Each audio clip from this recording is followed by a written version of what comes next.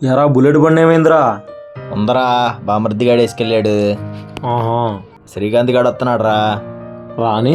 Hi moms. ఎరా పని మానేసావంట, 4 రోజుల నుంచి టీకి కూడా రావట్లేదు, ఎక్కడికెళ్ళావురా? ఏం లేదు మామ, నేను చేసే ఉద్యోగానికి నాకు వచ్చే జీతానికి ఏమాత్రం సరిపోవట్లేదురా. నేను మంచి బిజినెస్ స్టార్ట్ చేద్దాం అనుకుంటున్నాను. ఎలాగైనా మీరే సాయం చేయాలరా, ఏమంటారు? బిజినెస్సా? ఉన్న పళ్ళకి నీ జేబులోంచి డబ్బులు తీసి సిగరెట్ చెప్పరా.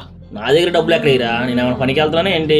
ఎరా సిగరెట్ కూడా చెప్పడానికి గతిలే నువ్వు మా దగ్గర బిజినెస్ గురించి మాట్లాడుతున్నావా? హ, నీ మొహం ఎప్పుడన్నా అద్దంలో చూసుకున్నావా? అదేంట్రా అలా మాట్లాడుతున్నారు?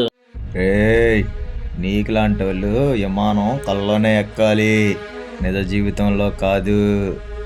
ఎందుకంటే నాకు లాంటోడు ఎక్కనివ్వడు. ఆకాశాన్ని కింద నుంచి చూడు, విమానంలో వెళ్ళి కాదు.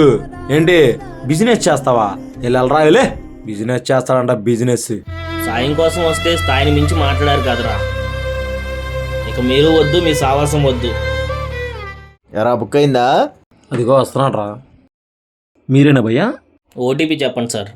Bro OTP. రే శ్రీకాంత్ గడ్రా. రే శ్రీకాంత్, ఎలా బిజినెస్ అనే మాటలు కోటలు దాటిచ్చా? ఏమైందిరా? ఏది సెట్ అవ్వకపోతే చివరికి సెట్ అయింది లేరా, రారా వెళ్దాం. పోనీ ఓటీపీ. ఓటీపీ చెప్పదు కానీ 1 నిమిషం ఆగండి భయ్యా.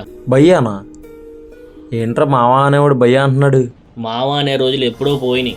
ఇప్పుడు ఈ ఆటోకి నేను ఓనర్ని. ఈ ఆటోకే కాదు, ఈ సిటీలో ఇంకో 10 ఆటోలకి నేనే ఓనర్ని. గైడ్ క్యాన్సిల్ చేసేస్తాను, దిగి ఇంకేయండి. అదరా. అవసరం అనేది అనేవాడికి వస్తుంది, పడేవాడికి వస్తుంది. ఉన్నంతకాలం నలుగురితో మంచిగా ఉండు మిత్రమా.